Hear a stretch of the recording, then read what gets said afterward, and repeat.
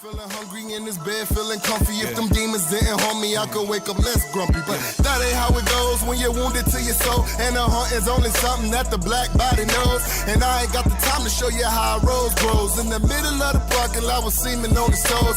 And I ain't got the patience, and I say it to your faces. Pay me in them reparations. All them big faces, run them all. I want all my reparations. Nothing's wrong. This is still the Grinder Survivor podcast. I just wanted to give you guys a taste of the lyrical skills of today's guest. His name is Guy Anthony, and he's an amazingly gifted rapper and poet. And when Guy isn't demonstrating his lyrical skills, he runs the charity called Black, Gifted, and Whole, and he works tirelessly to promote mental health for those people living with HIV. He's got a fascinating and powerful story, and I just knew I had to have him as a guest. So without any further ado, here we go.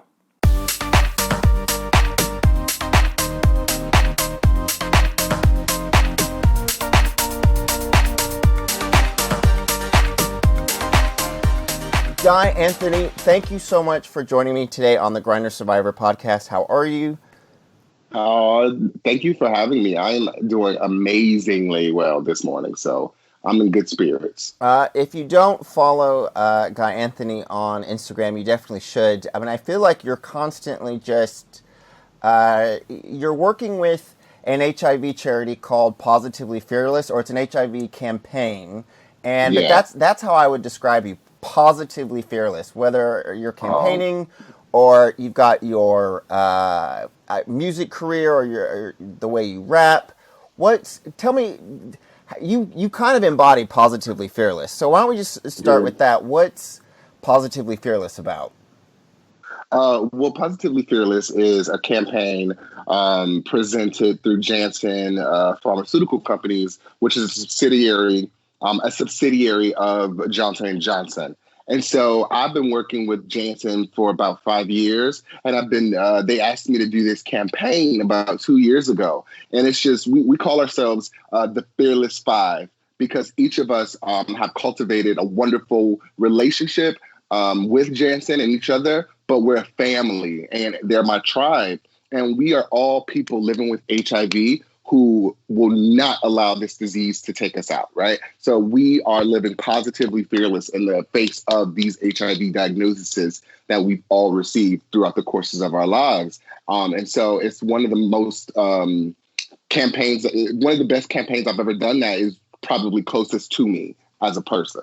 So is the campaign designed to raise people's awareness? Is it to call attention to mental health issues? It's supposed to help people living with HIV kind of get clear that they have everything to live for? What's its kind of raison d'etre?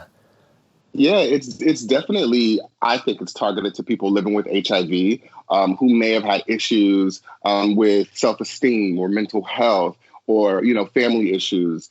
And it is just really telling them that you can still do what you wanted to do before this diagnosis. And so that, and the way that it really relates to me is that, I was a rapper, I was a poet, I went to school for fashion and theater, and then I was infected with HIV and everything changed. And it wasn't until about 2013 where I could honestly really say, oh, I am living with HIV. I don't have HIV. And so I think, I'm sorry, go ahead. No. I just wanted to, I feel like you glossed over a really powerful, important point. So, is it okay? Can we just kind of jump back in time a little bit? Can I ask? Absolutely. What age were you when you were infected with HIV, and what was that like for you? Yeah, I was 19 years old. Oh my goodness. When I was infected. I was 21 when I was diagnosed. Oh wow. So I was living in LA at the time, and I had I had a really rough childhood, if I'm honest, molestation, sexual abuse, that kind of thing. And so I essentially spent those years, most of my 20s, running from those issues until I actually had to deal with them. And so, I was living in LA, and I knew after the sexual assault that something was wrong with me. My body reacted differently. I was immediately sick following the diagnosis. So to make a long story short, intolerable, at the age of 21 is when I finally was diagnosed.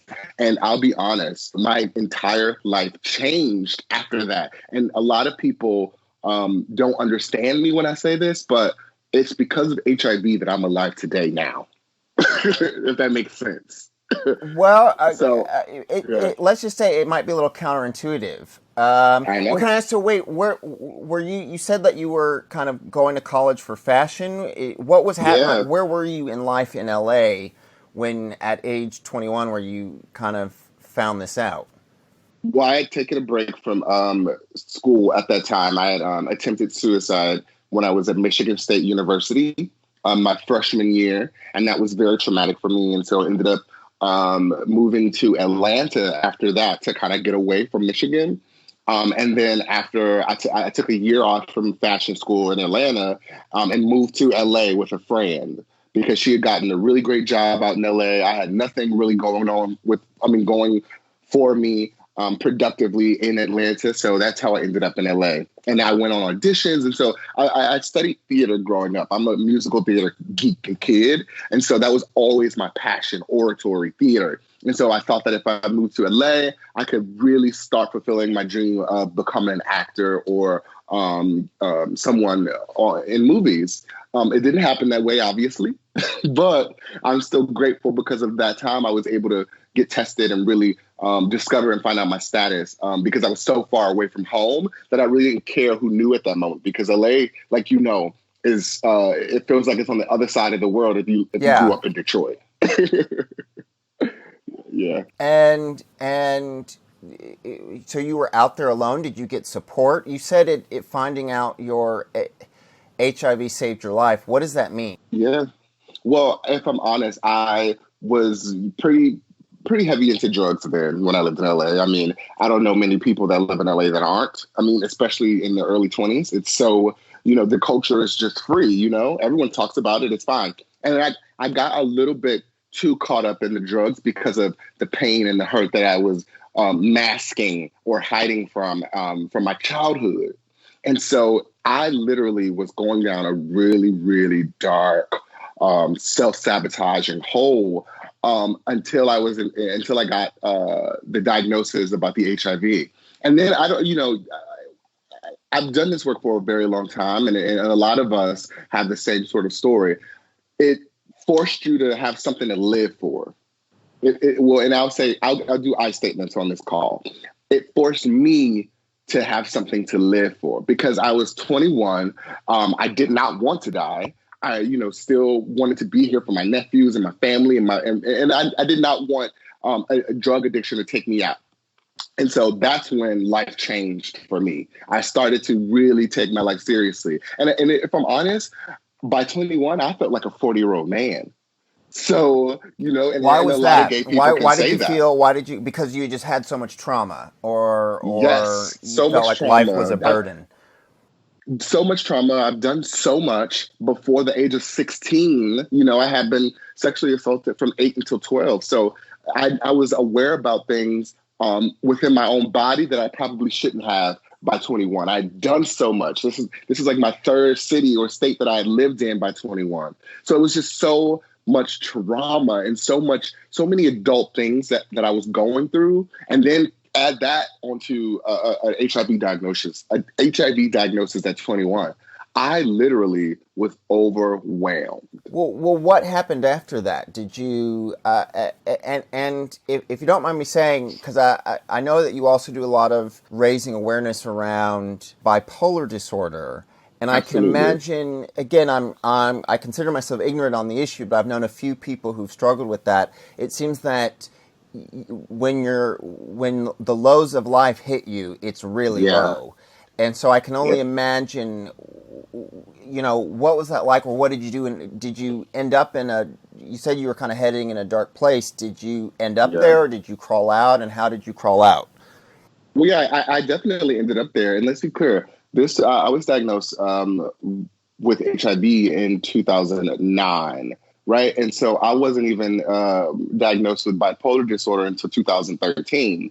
So so I spent all of my formative years living with a advanced form of depression that I didn't even know existed or had no idea about because I grew up in a very religious Black family, and we don't talk about mental health growing up. We talk about God, and if you're feeling depressed, pray about it. So no one took my sadness seriously. And I finally took it seriously because I knew that there was a problem. And that's when I was living in DC. And, a place like DC, they talk about HIV openly. They talk about mental health. Like that is it was a place where I found out that I did not have to be ashamed of my isms, of some of the things that I had to grow up with. And so if I'm honest, being diagnosed changed everything too, because I was prescribed, antidepressants, and those antidepressants made me feel like I had never felt before. Can I ask, and so how that's did you why get, how did I you, advocate on the use of them. I'm sorry. no. How did you, so, cause you're jumping around in so many cities. I can't quite keep up, but that's okay. So you're in DC, you kind of feel like you're living with this sadness. What made you go and get tested, or did a friend encourage you? What happened with that? Well, I just knew I became more aware of mental health, right? And in the various, I guess, incarnations of mental health or negative mental health. And I started to have conversations. I started to go to support groups, because that's not something that people shy away from in DC, which I love. And so one day, I was sitting in a support group of Black queer men, and we were just all talking. And one of my friends was just like, I'm so thankful that I have my therapist. And if I'm honest, bro, I didn't know that therapy was something that Black people could afford. I didn't know that, I just always thought it was, a privilege of white people with money. Right. And so when I found out that, this is something that is actually tangible for me, that's when I took it seriously. And I take my mental health very seriously. And so I had to do, I had to go through a couple of therapists until I found one that I actually liked. And so once I found a therapist that I actually enjoyed and that I had a rapport with, that is when my life changed for the better. What is it like? Because it wasn't like you were diagnosed early, so you spent the majority of your life struggling with, like, what did it feel like to have bipolar disorder before you were diagnosed in 2013? I think it feels like I'm screaming in an empty room. And that's what I always say. Like, I feel like I am, before I was prescribed antidepressants, it would be like I would just literally be sitting with people and, something amazing could happen to me and I'm still sad. And it's just like, why can't I shake this? And then it started to progress. And then it would be, when something amazing happened to me, I was on a high for 2 days. But then once that high wore off, the low was unbearable and I wouldn't be able to get out of the bed for a week. Right. So it is, I really recommend, and this is especially, May is, National Mental Health Awareness Month. And so, I have a couple things planned for that, but it is something that I recommend Black people or people of color in general. I really think it's something that we should, take seriously. And when did you start rapping? How did your music help you kind of through these traumas that you've experienced? Yes. Well, rapping is my safe place. And so I have been rapping since the age of 16. I'm 34 now. When I grew up in Detroit, I was a part of a rap group. And I, even did some ghostwriting for some like really gangster rappers. Oh, really? So it's hard to imagine me that way now because me and I'm so preppy. But growing up in Detroit, I was a different person. I was like a hood dude, wore sagged his jeans, wore sneakers and hats, like fighting all the time. So I was a very different person. And so, I think I stopped rapping as I got older and more mature and saw the world a bit more because I felt like I was lying or I felt like I was inauthentic because now I'm sort of this preppy dude in a pair of Kohan loafers, but inside I'm still the hood dude from Detroit. And sometimes it was very difficult to reconcile both of those people. And so I was living in Atlanta in 2009, and one of my friends was like, "Guy, I know you write poetry. You ever thought about turning your poetry into a song?" And I was like, you know what? Maybe. And so But we at went this into a point, little you studio had session. written I'm for sorry. other. But at this point, you've been in a rap group and you had written raps Yeah, for other people. So this couldn't yeah. have been foreign to you, right? Or this was, like you must have done this a couple times. Well, yeah. I mean, I had done it, but it was different. Okay, so say for instance, the way that I was introduced to the studio and rapping in Detroit when I was 16, it was very street, very like writing raps about killing and shooting guns and all that kind of thing, right? But then in 2009, I don't see that all the time now. So now it's more introspective.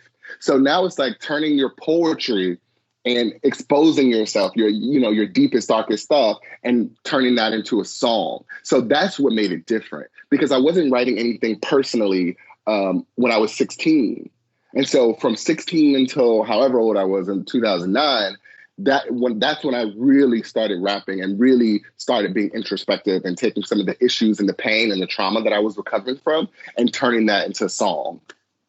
Yeah. And I guess after a while, after you've experienced so much, it stops occurring as if you've experienced trauma all the time, perhaps it stops being traumatic. Not that it's not bad, but that you kind of are Yeah. used to it because that's the way life is. Like you just have kind of Yeah. a difficult life. I mean, so how do you process that in rap? I mean, like, do you literally just write down your you said your most traumatic events and then make them like what do you do? How does that even work for you? Well, yeah, I mean, I've had been writing poetry ever since I was a little kid, right? And so, all of these things that I had never shared with anyone, they were just for me. And so, a lot of times, most of my early raps were poetry that I edited or updated from when I was in my early 20s. And so, to me, my process is I get a beat or I listen to a beat, and if it moves me in the first 20 seconds, I sit with it until I finish that rap. And so I conjure everything, and if you listen to my songs now, like I only, I only speak when I have something to say. So there are no fillers on my mixtape. It is about drug addiction. Daddy's Little Boy is about my daddy leaving me when I was 8 or 9 years old. Mr. Bagman is about the drug addiction that I experienced as a child. So it's just like, I'm not one of those rappers where I just, hear a beat and it makes me bounce and I want to write to it. No, and this is something that is, I'm regurgitating a lot of old traumas too. So, you have to be very careful with a talent like writing and rap, because if you're not careful, you can re-traumatize yourself all over again. And so that's been the most difficult thing for me right now, is having to sort of regurgitate and remember a lot of these things for the sake of the music. But I think that that's what makes great artists great, is because they have to go to those certain places that a lot of people, won't go to. Well, So that that's, raises the yeah. question: is if it re-traumatizes you, shouldn't you stop? Or you know what I mean? Like if No, I you're don't know. so I tell think me. that that's something about with artists, right? Like, look at all the artists. I mean, God forbid, I'm not saying that I am going to succumb to a suicide or drug addiction, but a lot of the artists that we consider great artists, they were, drug addicts and they all died too soon. And so, I understand that, but I still have a team of people like a therapist, a psychiatrist. So when, I have the tools. So yes, I can go deep and uncover some things for the sake of music, for the sake of truth. But then I also know that, guy, you got to schedule an appointment with your therapist after this. Yeah. So it's all about having the tools, though. Yeah. And can I ask, do you rap about your HIV status? Yeah, I wrote a song called "Here's to Life" in 2009. It was the first song I ever recorded, and the second verse was about a man living with HIV. And so at the time, I kind of wrote both verses from the perspective of different people that I knew.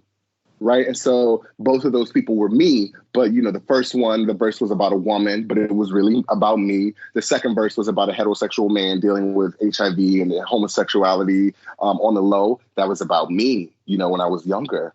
So I often write about me, but sometimes I disguise it as someone else, or I'm rapping or talking about it from a different perspective.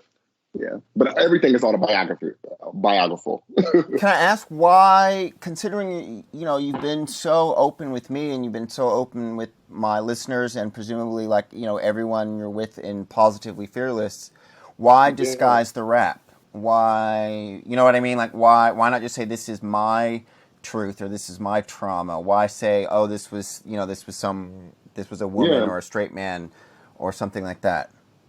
because I'm not the only one. I'm not only writing for me, if that makes sense. So and this is a great example. After Here's to Life was out, I would get DMs and messages from people that were like, "Thank you, man. This spoke to me. I saw this is me. Did you know me? You wrote this verse for me." So I understand that everything that I do, all of my advocacy work, all of my connections and affiliations, yes, a lot of it is for me, but the majority of it is for everyone else, because you need to see yourself somewhere to feel like you have a value. And I understood that, a straight man, so I'll say this: it's easy to associate a gay man with HIV. But it's difficult to really associate someone that is, a cisgender man that considers himself heterosexual. It's difficult to see himself in that. And so that's why I write raps sometimes for other people, because you need to know that, like, oh my God, I too am dealing with this, but I don't consider myself gay. So I see myself in this. And I think that that's all I try to create art for, is for other people to really see themselves in my work. Wow. Okay. So to you, you want to make sure your art speaks to everyone or people that are not in quote unquote your tribe, in terms of queer Exactly. men of color. Um, and how do you feel like after you've written the song? Like, do you feel relieved? Do you feel more empowered? Do you feel that you've kind of put that demon in a box and locked it? Yeah. I think, like, I don't know. I'm a rapper, and I'm a writer. Well, I was a writer first and then a rapper. So, like, I take this art very seriously. And so, like, you would be surprised. I can spend probably maybe an hour or two on just one bar or one line if it doesn't make sense. Like, I will sit there and stress out, because my art needs to come out the way I hear it in my head. And so, after I finish a song, I'm so relieved and so excited, because it flows, it rhymes, the metaphors are there, the bars, the stanzas. Like, that's when I know that I had a good song. Like, the mixtape that I released on my birthday, I slaved over those songs for 1 year. I started recording that album last January. And finally I said, you know what, guy? These are great bodies of work. You've lived with them long enough. It's time to, release them into the universe so that they can do what they're supposed to do. And so I think that that's when I'm most happy, is when the art's out and the music's there, and then I get those messages from people that's like, "Yo, Mental Health Day is my theme song. I listen to it every morning on the way to work." I'm Just like, so, just so that's a that's song what of I do it yours. for. Just because I think my viewers might not get, Mental Health Day is one of your songs. Yes, yes. By the way, would you call Made in Detroit, is that like, because it's 3 songs, right? No, it's actually 6 songs, but I had some issues because some of the beats were not cleared, and they were beats to other songs, and so iTunes will not allow you to upload anything Oh, okay. unless you have clearance from it. Yeah. Okay. So what should I call Made in Detroit? Because if people Google it and they only see 3 songs, should I just call it a EP or a mini No, no, album? What? no. It's an EP, yeah. But when they Okay. Google it, they'll see a SoundCloud with 6 songs, and then they'll see the Okay. iTunes with Okay. 3. That's okay. Okay. Yeah. So we're okay. We'll just jump back in. So, Okay. um, so okay, what's your favorite song and why? Yeah, so Mental Health Day, which is one of my newest songs. I'm actually going to release it as a single in May, because May is Mental Health Awareness Month. And But it's it's my on favorite iTunes song now, because right? It's on iTunes now. I think because I'm looking at it. yeah, Okay. it's on Okay. iTunes now. But I mean, like, the video and like the lyric. So before every video that I do a lyric video. Oh, right. Just to kind of get the energy and the excitement there. But yeah, Mental Health Day is my favorite song because it was probably my most honest, because I'm being pulled. I'm always being pulled in so many different directions. And I remember waking up one day and I was laying in bed and I had like a calendar full of shit to do. And I was like, you know what? I'm not doing it today. I canceled every meeting and I sat in bed and I watched movies and I ate. And I was like, I just need one mental health day. That's it. Just one day to myself. And that's how Mental Health Day came about. It literally was because I just needed a break. And you said people kind of message you from all different backgrounds and walks of life about that song, or which song seems to resonate most with people?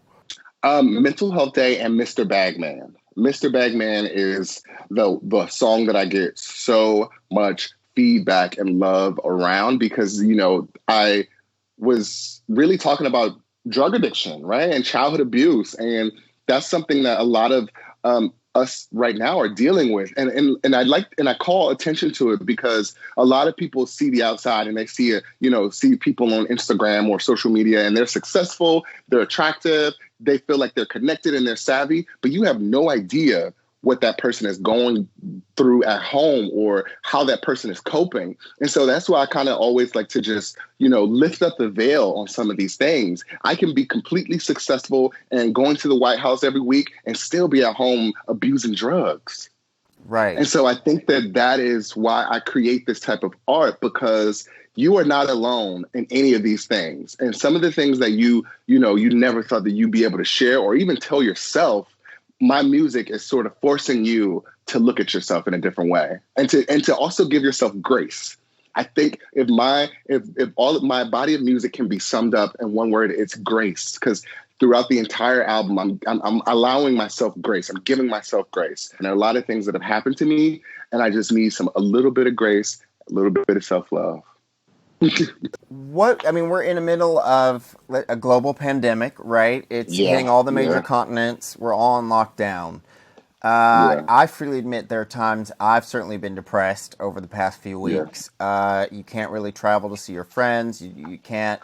So a lot of people, myself included, can't travel to see family. But I guess, do you find your creative outlet has kind of helped you kind of keep your sanity in the midst of the pandemic? Or yes. And how's that kind of, do you write every day or do you just write a little poem once in a while? What's your routine on that?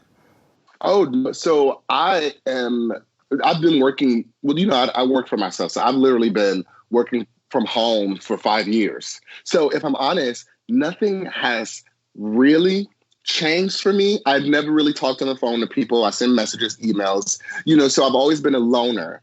And sort of, I'm an introverted extrovert. For my job and my career, I have to be an extrovert. But when I go home, I'm alone and I love it. So if I'm honest, I haven't really been depressed throughout this time because this is what I've been doing for 5 years. And so, but I do recognize that I have unplugged from a lot of things. I am not taking, I saw a post on social media one day that said, you need to come out of quarantine with a new hustle, a new job, a new perspective. And I feel like that's putting too much pressure on myself to see global panic and still be okay at home. So I'm not putting pressure on myself to write every day or to, come up with a master plan. I'm resting. I'm sleeping. I'm really taking this time to get the rest that I didn't give myself for the last 5 years. And so sometimes I'll write a little note or a little poem, but it's nothing heavy. And so that's what I think I've discovered from this, entire lockdown, is that there are so many other people that are, living with depression that don't even know it or acknowledge it.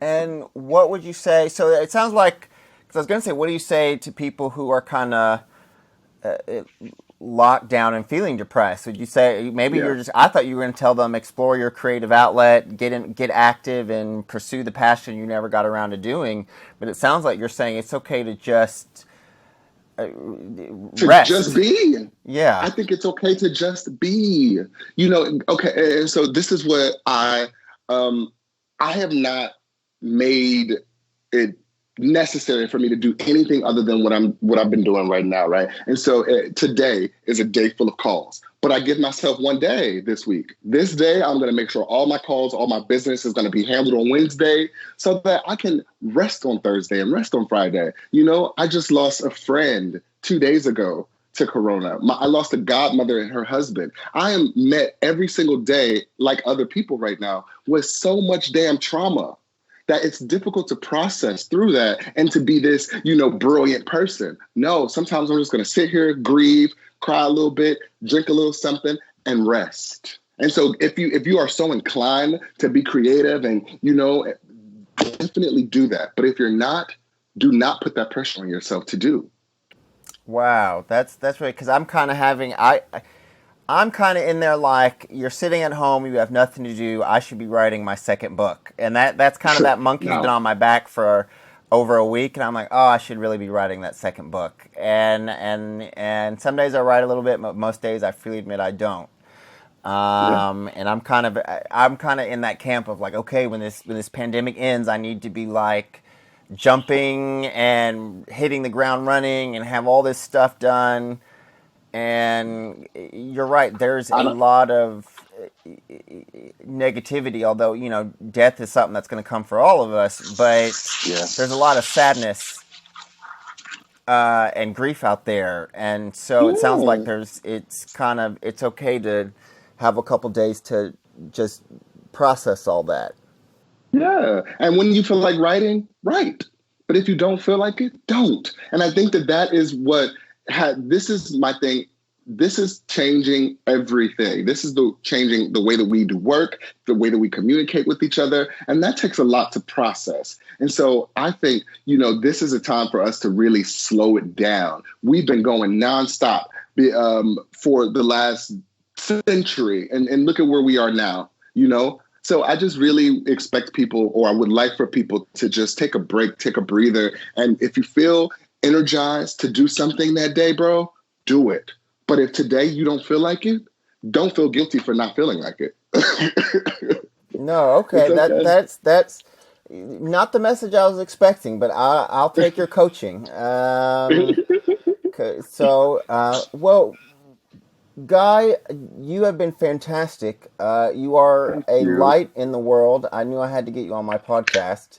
You've got a really unique voice, not just in terms because you're a rapper, but I mean that's a powerful story that you really do exude positivity. And I'm just really thankful you'd kind of take some time and be on my podcast. I really appreciate it. Thank you, bro. Thank you for even thinking of me, or even, thinking that I had, something important to share. So I thank you for doing this. And we'll be in touch, and thank you so much. And keep us updated on your music, and I'll put some links to it in the description and comments. And so if y'all at home, please like, subscribe, leave a comment, check out Guy's singles on iTunes, and they're on SoundCloud. Are they on Spotify as well? Yep, they're on everywhere. All right. Yep. Guy Anthony, made in Detroit, and here's to life. Thank you. Thank you.